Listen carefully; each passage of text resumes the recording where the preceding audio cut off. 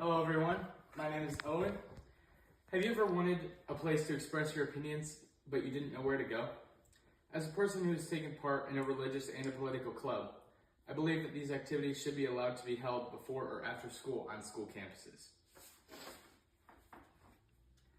So I made a survey and a bunch of my friends took it, and one of the questions was, should religious/political clubs be allowed on public school grounds? And I think 14 of people said that they should be allowed, 2% said that they shouldn't be allowed, and 5 people said that they feel neutral about it. And so that means that 66% of you believe that they should be allowed. So my take is that school grounds can be a great place to share your opinions as long as you're very respectful. The first point of this is that it's our constitutional right. Freedom of speech, it's actually not hindered when you go into school. Some people think that when you go into school you can't really speak your mind, but as long as you're respectful and don't disrupt classes, then you're allowed to say pretty much whatever you want. From ACLU, Illinois, you do not lose your right to free speech just by walking into school. You have the right to speak out, hand out flyers and petitions, and wear expressive clothing in school, as long as you don't disrupt the functioning of the school. And the second point is the Equal Access Act. It was created so that federal funded schools could actually, they have to allow clubs like religious clubs or political clubs on school grounds as long as they're student-led. And this actually has impacted voting as well. So from CIRCLE, which is the Center for Information and Research on Civic Learning and Engagement, among students who strongly agreed that they had high school experiences in which they felt their voices and opinions mattered, 81% said that they are extremely likely to vote in the 2024 election.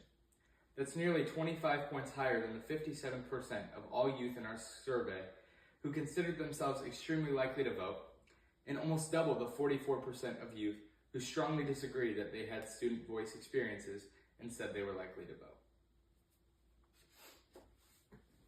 And because they are more likely to vote, we should learn how to respectfully consider people's different opinions.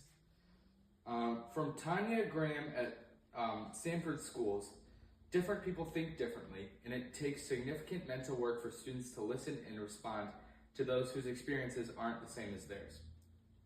Doing these kinds of cognitive gymnastics, forcing themselves to consider new ideas and understand unique perspectives, means that students have more opportunities for intellectual growth. So basically what it's saying is that if everybody puts their heads together and has respectful conversations, then people's opinions will begin to develop and change. And so this goes back to forming our own beliefs. It's kind of like when we do discussions in English class, where one person thinks one thing and one person thinks a different thing. Everybody's minds work differently, and so if we all put our minds together, we can learn new things. And from the Scholars Academy for the Gifted, cognitive dissonance can be used as a tool to encourage critical thinking in students by presenting them with information or situations that challenge their existing beliefs or knowledge. Educators can stimulate cognitive dissonance in learning, motivating students to question, explore, and analyze their own understanding of the subject. And the last point is that students get opportunities for leadership. So in the Equal Access Act, students actually are, in order for these clubs to have to be allowed in public schools, they have to be led by students. And so they will be started by students and students will carry them on. I know at our school we have a religious club that we have multiple student leaders, and we have one staff facilitator pretty much.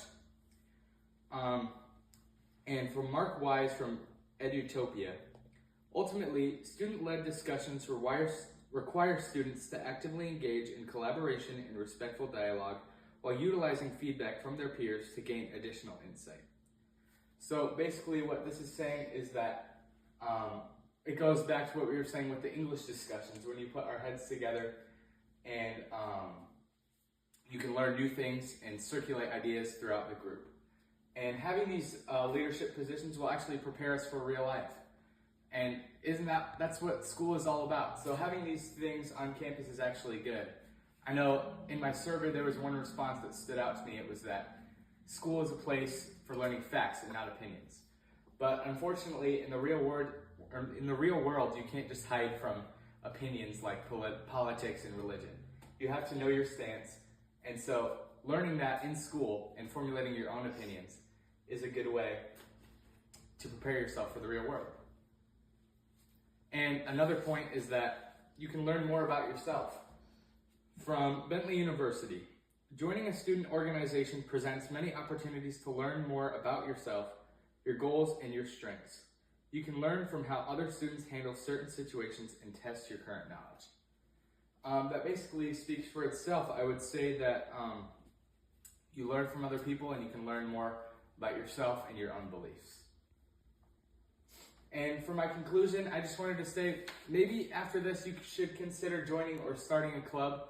You can share your opinions and make a safe space for those around you. Another thing that stood out to me during my survey is that a lot of people had the fear that they could be judged. But I think that's a valid fear. But also, what you can do to combat that is start your own club, not in opposition to any of the other clubs, but just stating your own opinions.